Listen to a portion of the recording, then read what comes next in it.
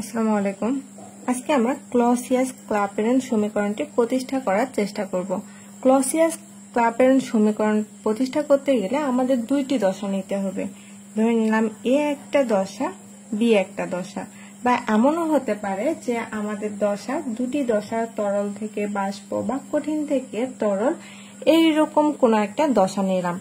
এখন দশা নেওয়ার আগে আমাদের আরো কিছু জিনিস নিতে হবে। মনে করি স্থির তাপমাত্রা, এখানে দুটো দশা নিলেই হবে না, এর সাথে আমাদের স্থির তাপমাত্রা নিতে হবে এবং চাপটাও স্থির থাকবে।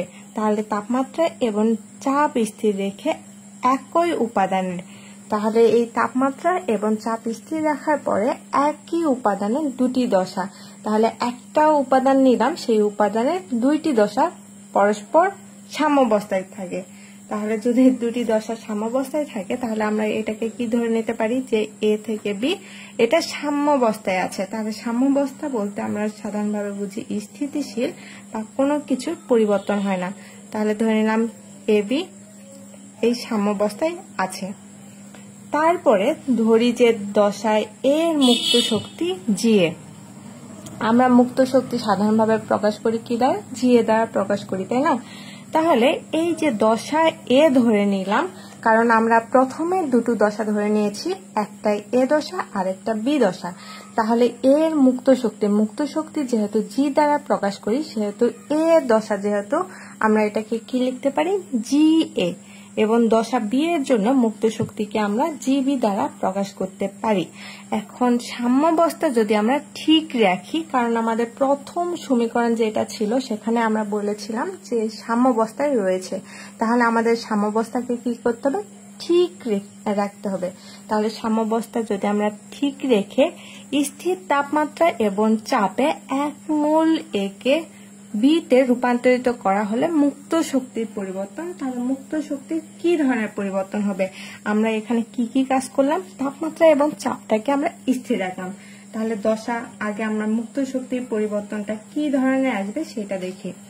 ডেল জি, যেহেতু মুক্ত শক্তির পরিবর্তনকে আমরা কি দ্বারা প্রকাশ করি? ডেল জি দ্বারা প্রকাশ করি। এখানে আমাদের স্থির অবস্থায় থাকবে কি? তাপমাত্রা এবং চাপ। তাহলে তাপমাত্রা এবং চাপকে আমরা কি দ্বারা প্রকাশ করি? একটাকে তাপমাত্রাকে টি দ্বারা প্রকাশ করি এবং চাপকে পি দ্বারা প্রকাশ করি।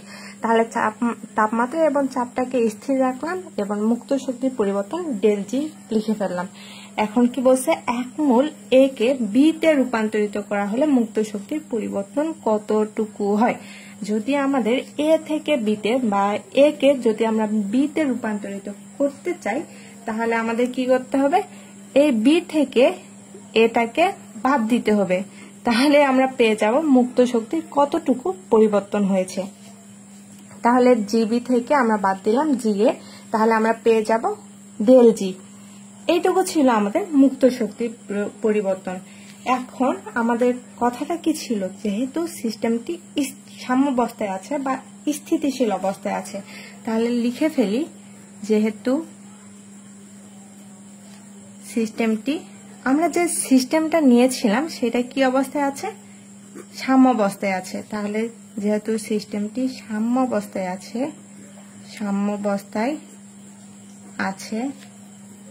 তাহলে আমাদের এই যে ডেল জি এর মান কত হবে? 0 হবে না, কারণ এটা তো কোনো ধরনের পরিবর্তন হয় নাই, যে অবস্থানে ছিল সেই অবস্থানেই আছে। তাহলে আমরা বলতে পারি যে ডেল জি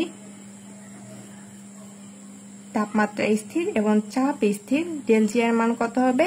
0 হবে, কারণ এটা সাম্যাবস্থায় আছে। এখন ডেল জি এর মান আমরা কি কি পেয়েছিলাম? জিবি এবং জিএ। তাহলে লিখে ফেলি যে GB minus GA equal to 0। তাহলে আমরা জিবি ইকুয়াল টু কি লিখতে পারি? জিবি ইকুয়াল টু, যদি আমরা জি কে ওই পাশে পার করে দেই তাহলে এখানে মাইনাস ছিল, ওই পাশে যাওয়ার ফলে এখানে প্লাস হয়ে যাবে। তাহলে জিবি ইকুয়াল টু জিএ, এটাকে আমরা 1 নাম্বার দ্বারা প্রকাশ করি। এখন আসি যে এখন আমরা এখানে কি করেছিলাম? তাপমাত্রা এবং চাপটা স্থির ছিল আর ওইটা সাম্যাবস্থায় ছিল। এখন যদি সিস্টেমটিকে আমরা তাপমাত্রা টি হতে বৃদ্ধি করে, যদি আমরা তাপমাত্রা বৃদ্ধি করি বা অতি ক্ষুদ্রাতি ক্ষুদ্র পরিবর্তন করতে চাই, তাহলে আমাদের কি করতে হবে? ওই যে অতি ক্ষুদ্রাতি ক্ষুদ্র পরিবর্তনের সাথে আমাদের টিটাকে যোগ করে দিতে হবে। তাহলে আমরা তাপমাত্রা টি হতে বৃদ্ধি করে আমরা কি করতে পারি, টি প্লাস ডিটি যদি করি তাহলে আমাদের চাপটাকেও কি করতে হবে, পি হতে বৃদ্ধি করে যখন আমরা তাপমাত্রা বৃদ্ধি করাবো তখন আমাদের চাপটাও বৃদ্ধি পাবে, তাই না? তাহলে আমাদের পি হতে বৃদ্ধি পেয়ে কি হবে, পি প্লাস ডিপি হবে। ফলে দশা দুটির মুক্ত শক্তির পরিবর্তন হবে। যখন আমাদের তাপমাত্রা স্থির অবস্থায় ছিল তখন টি ছিল, যখন বৃদ্ধি করাইলাম তখন আমাদের কি হলো, টি প্লাস ডিটি, ডিটি পরিমাণ বৃদ্ধি পাইলো, তাহলে টি প্লাস ডিটি। সেম একই অবস্থানে আমাদের চাপ পি ছিল, পি থেকে বৃদ্ধি পাইলে কি হবে, পি প্লাস ডিপি। যখন তাপমাত্রা এবং চাপ বৃদ্ধি পেল তখন আমাদের মুক্ত শক্তিটাও বৃদ্ধি পাবে না? যদি মুক্ত শক্তি বৃদ্ধি পায় তাহলে আমাদের এর ক্ষেত্রে যেটা ছিল বা এ দশার ক্ষেত্রে যেটা, সেটা হবে জিএ প্লাস ডিজিএ। এইটুকু পরিমাণ এ দশাতে বৃদ্ধি পেয়েছে। যখন এ দশাতে বৃদ্ধি পাবে তখন তো আমাদের বি দশাতেও বৃদ্ধি পাবে, তাই না? তাহলে এবং জিবি প্লাস ডি জিবি। সুতরাং আমরা কি লিখতে পারি, এই দুইটা তো সাম্যাবস্থায় আছে, যখন সাম্যাবস্থায় থাকবে তখন দুইটা তো সমান সমান হবে। আমরা যতই বৃদ্ধি করি না কেন আমাদের যে উপাদান দুইটা নিয়েছিলাম সেই দুইটা উপাদানই কিন্তু সাম্যাবস্থায় রয়েছে। যদি সাম্যাবস্থায় থাকে তাহলে আমরা লিখতে পারি GA plus DGA equal to GB plus DGB, তাই না? কারণ আমাদের দুইটা দশায় সাম্যাবস্থায় আছে। প্রথমে আমরা লিখেছিলাম A equal to B. Same একই ভাবে আমরা এখানে লিখে ফেললাম GA plus DGA equal to GB plus DGB. সুতরাং GA plus DGA equal to আমরা জিবির পরিবর্তে কি লিখতে পারি, জিএ লিখতে পারি না, কারণ সমীকরণ 1-এ আমরা বের করেছিলাম জিবি ইকুয়াল টু জিএ। তাহলে আমরা জিবি এর জায়গাতে কি বসাই দিব, জিএটা বসিয়ে দিব। তাহলে জিএ প্লাস ডি জিবি, এখানে আমরা লিখতে পারি যেহেতু জিএ ইকুয়াল টু জিবি, তাহলে আমরা এই পাশে ডি জিএটা রেখে দেই এবং এই জিএটাকে ওই পাশে পার করে দেই। এখানে কি ছিল, প্লাস ছিল, তাহলে এই পাশে যাওয়ার পরে আমাদের কি হবে, মাইনাস হয়ে যাবে, GA minus GA plus DGB. এই জিএ যদি কেটে যায় তাহলে আমাদের এখানে থাকবে কি, ডিজিএ ইকুয়াল টু ডিজিবি। এটাকে আমরা 2 নম্বর সমীকরণ দ্বারা প্রকাশ করি। তারপরে আসি পরবর্তী অবস্থায়। পরবর্তী অবস্থাটা কি, সিস্টেমের দশা পরিবর্তনের জন্য সম্প্রসারিত বা সংকোচনজনিত কাজ ছাড়া অন্য কোনো কাজ করা যায় না। আমরা যখন সিস্টেমের দশা পরিবর্তন করছি তখন সম্প্রসারণজনিত বা সংকোচনজনিত বৃদ্ধি পাওয়া বা আমাদের সংকোচন কমিয়ে আনা জনিত কাজ ছাড়া অন্য কোনো কাজ আমরা করতে পারবো না। সেহেতু আমাদের গিবস মুক্ত শক্তি বা গিবস হেলমহোল্টজের একটা সমীকরণ ছিল। সুতরাং গিবস হেলমহোল্টজ সমীকরণ হতে গিবস হেলমহোল্টজ সমীকরণ হতে গিবস হেলমহোল্টজ সমীকরণটা আমাদের কি ছিল, DG equal to V DP minus S DT. এটা মুক্ত শক্তির পরিবর্তনের ক্ষেত্রে আমাদের গিবস হেলমহোল্টজের একটা সমীকরণ ছিল। সমীকরণটা হচ্ছে DG equal to V DP minus S DT. তাহলে এ দশার ক্ষেত্রে এটা আমাদের কি ছিল, জি দশার ক্ষেত্রে ছিল না, পুরো একটা মুক্ত শক্তির পরিবর্তন, সেটাকে আমরা ডিজি দ্বারা প্রকাশ করেছিলাম। এখন আমরা আসি এ দশার ক্ষেত্রে। যেহেতু আমাদের সিস্টেমে দুইটা দশা বিদ্যমান সেহেতু আমাদের কি করতে হবে, দুইটা দশায় বের করতে হবে। তাহলে এ দশার জন্য আমরা কি লিখতে পারি, DGA equal to VA DP minus S A DT, তাই না? এটা ছিল কিসের জন্য, এটা ছিল এ দশার জন্য। এখন আমাদের বি দশা নির্ণয় করতে হবে না, কারণ আমাদের দুইটা দশাই তো বিদ্যমান। সেহেতু বি দশার জন্য আমরা লিখতে পারি DGB equal to VB DP minus SA DT. এটা আমরা কি করলাম, আমরা এ দশার ক্ষেত্রে একটা বের করে নিলাম, বি দশার ক্ষেত্রে একটা বের করে নিলাম। এখন আমরা একটা সমীকরণ জানি, 2 নম্বর সমীকরণ। 2 নম্বর সমীকরণটা আমরা বের করেছিলাম ডিজিএ ইকুয়াল টু ডিজিবি। তাহলে আমরা এখানে কি কি বের করেছি, ডিজিএ আর ডিজিবি বের করেছি। তাহলে 2 নম্বর সমীকরণে আমরা এই মানটা বসিয়ে দিব। লিখে ফেলি যে 2 নম্বর সমীকরণে ডিজিএ ও ডিজিবি এর মান বসিয়ে তাহলে আমাদের কি ছিল, ডিজিএ ইকুয়াল টু ডিজিবি। তাহলে আমাদের ডিজিএ এর মান কত, ভিএডিপি মাইনাস এসএ ডিটি। আর আমাদের ডিজিবি এর মান কত, VB DP minus SA dT. এখন আমরা এখান থেকে কি করতে পারি তোমরা একটু দেখো তো। এখানে আমাদের আছে ভিএডিপি আর এখানে আছে ভিবিডিপি। তাহলে আমরা এই আয়তনগুলোকে এক জায়গাতে নিয়ে আসি আর এনট্রপিটা বা এসটাকে আমরা এক পাশে নিয়ে যাই। তাহলে আমাদের কি আসবে দেখো তো, VADP minus VB DP equal to এই পাশে আমাদের কি আসবে,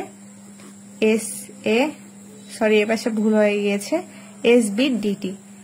এসএ ডিটি এই পাশে মাইনাস ছিল, এই পাশে যাওয়ার পরে আমাদের প্লাস হয়ে যাবে। তাহলে SA dT minus SB dT. তাহলে আমরা এখান থেকে কি কমন নিতে পারি, ডিপি কমন নিতে পারি, এখান থেকে আমরা ডিটি কমন নিতে পারি। তাহলে কমনটা নিয়েই ফেলি।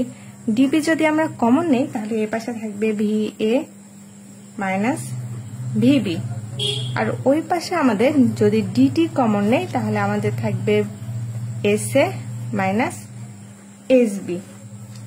এখন আসি আমাদের মুক্ত শক্তির যে পরিবর্তনটা ফার্স্টে লিখেছিলাম সেইটার ক্ষেত্রে। মুক্ত শক্তির পরিবর্তনটা কোথায় দেখো তো, এই যে del G equal to GB minus GA, এটা ছিল মুক্ত শক্তির পরিবর্তন শেষ দশা থেকে। যদি আমরা প্রথম দশা, শেষ দশাটা কি জিবি এবং প্রথম দশা জিএ, শেষ দশা থেকে যদি আমরা প্রথম দশা মাইনাস করি বা বিয়োগ করি তাহলে আমরা ডেল জি এর মান বা মুক্ত শক্তির পরিবর্তনের মান পেতে পারি।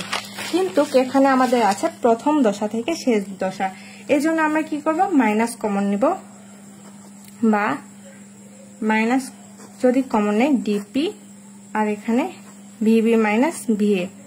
সেম একইভাবে এই পাশে আমরা কি করব, মাইনাস কমন নিব, নেওয়ার ফলে এসবি মাইনাস এসএ লিখা যায় তো, তাই না। এখন দেখো তো এই মাইনাস আমরা কেটে দিতে পারি না। তাহলে আমাদের এই পাশে যদি ডিটিটা নিয়ে আসি তাহলে ডিপি বাই ডিটি, আর ওই পাশে আমাদের থাকবে SB minus SA divided VB minus VA. এখন আমরা এস ইকুয়াল টু কি জানি, এনট্রপি জানি, আর এনট্রপি এস ইকুয়াল টু আরেকটা সূত্র জানি, কিউ বাই টি। মানে স্থির চাপে বা স্থির তাপমাত্রায় আমাদের এনথালপির কতটুকু পরিবর্তন হচ্ছে, স্থির তাপে আমাদের এনথালপির কি ধরনের পরিবর্তন হচ্ছে, এইটা দ্বারা আমরা এটা বুঝে থাকি। তাহলে S equal to Q by T, তাপমাত্রা ডিভাইডেড তাপ, তাই না। এখন আমরা এই S B minus S A equal to আমরা কি জানি, ডেল এস জানি না। আমাদের ডেল এস বা এনট্রপি, মোট এনট্রপি ইকুয়াল টু আমাদের S B minus S A. তাহলে এস এর জায়গাতে আমরা এখানে কি বসাইতে পারি, S B minus S A. তাহলে বসিয়ে দেই, আমাদের মানটা কি আসে একটু দেখো তো, বা dP divided dT equal to আমাদের এই পাশে কি ছিল, ডেল এস ইকুয়াল টু আমরা জানতাম কিউ বাই টি। এখন আমরা কিউ ইকুয়াল টু একটা জিনিস জানি, সেটা কি, Q equal to del H, বা আমরা ডেল এইচ ইকুয়াল টু জানি এনথালপি। তাহলে আমাদের যেটা তাপমাত্রা বা আমাদের স্থির চাপে শোষিত তাপের পরিমাণ কিউ দ্বারা আমরা কি জানি শোষিত তাপের পরিমাণ ইকুয়াল টু আমরা জানি ডেল এইচ, মানে আমাদের শোষিত তাপটা এনথালপির সমান। তাহলে এই যে কিউ বাই টি এর জায়গাতে আমরা কি বসাইতে পারি, ডেল এইচ বসাইতে পারি। তাহলে মূল সমীকরণটা আমরা এখানে পূরণ করি যে আমাদের এস বি মাইনাস এস এর জায়গাতে আমরা বসাইতে পারি ডেল এস, আর নিচে আমাদের ভিবি মাইনাস ভিএ। অতঃপর আমরা দেখো তো ডেল এস ইকুয়াল টু কি লিখতে পারি, del S equal to Q by T into VB minus VA. এটা তো লেখা যায় তাই না। এখন কিউ ইকুয়াল টু বা শোষিত তাপ ইকুয়াল টু আমরা জানি এনথালপি বা শোষিত তাপ আমাদের এনথালপির সমান, সেহেতু আমরা লিখতে পারি ডেল এইচ, মানে আমাদের কিউ এর পরিবর্তে লিখতে পারি del H divided T into VB minus VA. অতএব আমরা দিতে পারি dP minus dT equal to del H divided T into VB minus VA.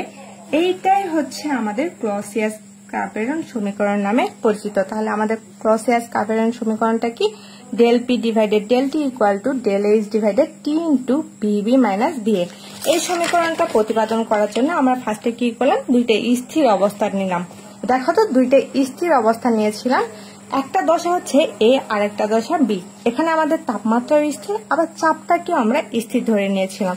এখন যদি আমরা এই চাপটাকে বা দশাটাকে আমরা মুক্ত শক্তির পরিবর্তন করতে চাই বা মুক্ত শক্তিতে রূপান্তরিত করতে চাই, তাহলে আমাদের কি হবে, এখানে জিএ এবং জিবি ধরে নিতে হবে। এখন দুইটা তো সমান অবস্থায় বা সাম্য অবস্থায় রয়েছে, যদি সাম্য অবস্থায় থাকে তাহলে এইটা ইকুয়াল টু এটা লেখা যায় না। তাহলে মুক্ত শক্তির যে পরিবর্তনটা সেটা ইকুয়াল টু আমরা লিখতে পারি যে আমাদের শেষ দশা মাইনাস প্রথম দশা। তাহলে লিখে ফেললাম। এখন আমরা জানি যে সিস্টেমটি সাম্য অবস্থায় আছে, যদি সাম্য অবস্থায় থাকে ডেল জি এর মান কি হবে, 0 হয়ে যাবে। আর ডেল জি ইকুয়াল টু আমরা জানি জিবি মাইনাস জি এ, মানটা বসাই দিলাম। দেওয়ার ফলে আমাদের জিবি এর মান বের হলো জি এ। অতঃপর আমরা যদি তাপমাত্রাটাকে বৃদ্ধি করি তাহলে আমাদের তাপমাত্রা কি পরিমাণ বৃদ্ধি পাবে, অতি ক্ষুদ্রাতি ক্ষুদ্র পরিমাণ বৃদ্ধি পাবে। সেই বৃদ্ধিটা হচ্ছে ডিটি পরিমাণ। তাহলে আমাদের তাপ ছিল টি পরিমাণ আর বৃদ্ধি পাওয়ার ফলে হয়েছে ডিটি পরিমাণ। তাহলে দুইটার যোগফল করলেই তো আমাদের বৃদ্ধি তাপটা হয়ে যাবে, তাই না। তাহলে বৃদ্ধি তাপটা লিখে ফেললাম। এখন চাপের ক্ষেত্রেও সেম অবস্থা। তাহলে চাপ এবং তাপমাত্রার ক্ষেত্রে যদি সেম অবস্থা হয়, আমাদের মুক্ত শক্তিরও কিন্তু একই ধরনের অবস্থা হবে। তাহলে মুক্ত শক্তি ইকুয়াল টু আমাদের GA plus DGA equal to GB plus DGB লিখে ফেললাম। এখান থেকে আমরা ডিজিএ ইকুয়াল টু ডিজিবি মানটা বের করে ফেললাম। অতঃপর আমরা মুক্ত শক্তির ক্ষেত্রে একটা হেলমস সমীকরণ জানি, সমীকরণটা আমরা বসাই দিলাম। বসিয়ে দেওয়ার ফলে আমাদের এ দশার জন্য একটা এক্সট্রা সমীকরণ বের করলাম, বি দশার জন্য একটা এক্সট্রা সমীকরণ বের করলাম। বের করার পর আমরা 2 নম্বর সমীকরণে এই মানগুলো বসাই দিলাম। দেওয়ার ফলে আমাদের বের হলো dP divided dT equal to del H divided T into VB minus VA. এটাই হচ্ছে আমাদের ক্লসিয়াস-ক্লাপেরন সমীকরণ। আসসালামু আলাইকুম।